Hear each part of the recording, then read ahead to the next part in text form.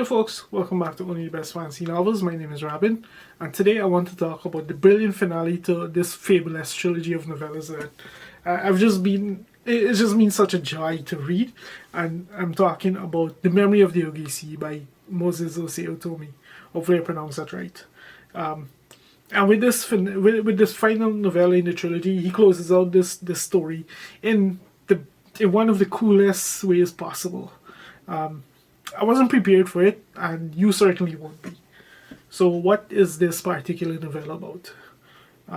So, in this one, we follow Etiki, who is an Ogisi, and he thinks the secret to locating Obasa's tomb is actually, and the truth of his city's history, actually lies in locating the tomb of a little known character, a little regarded figure from his city's history, and that is Osi, the last truth seeker, who you may or may not remember as literally the hero of the second novella. So he sets out on a quest into the Forever Desert, as they always do, and in doing so, he irrevocably changes the trajectory of his city's future. So yeah, that's it. It follows the standard concept of the other two novellas, no surprise there. But what it does is absolutely incredible. Let me just dive into it. Like this book it has that same fairy tale-esque vibe, but it's also a story that very much builds on the mythos that we built over the previous two novellas. This novella also takes place about 500 years after the truth of the Aleki, in the same way that that book took place about 500 years from 500 years after the Lies of the Jungle. So and what unfolds in here is pretty incredible as a result of that. There's a reason why I mentioned that time. So once again, Moses told me he just incorporates so many cool ideas into this novella, like the power of history, the dangers of blind faith, the clash of cultures, and the abuse of power when an imbalance inherently exists between like the society and the person and that kind of thing.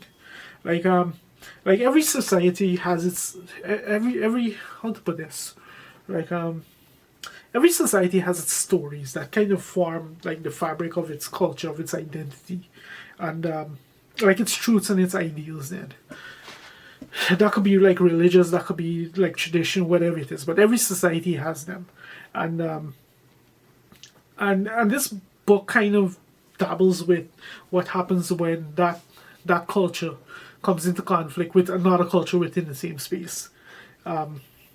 If that makes sense. And the strife that it generates when you have one group deciding that my culture is superior to yours, or yours is irrelevant compared to mine, and that kind of thing. It's a pretty common story. Like that's practically the MO of today's world, with different groups and diversity and all of that. Like you're going on that whole rabbit hole there. It's nothing new. It shouldn't be anything new to any of us, I should say. But this book it also plays in morality in like a really cool way. Like it really makes you question, like, does the action of a single good person outweigh the collective evil of a society and that kind of thing. Like there's like, how do you stay true to yourself when your worldview is challenged by a person who doesn't? There's no inherent ill will in the way that they challenge it.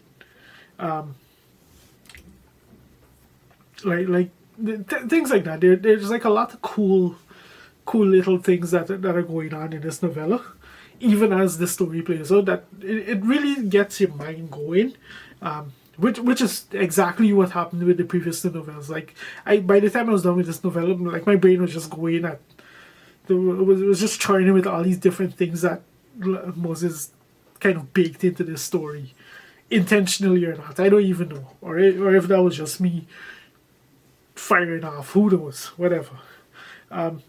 So as to the actual story, this is very much a combination of the previous two, in a way.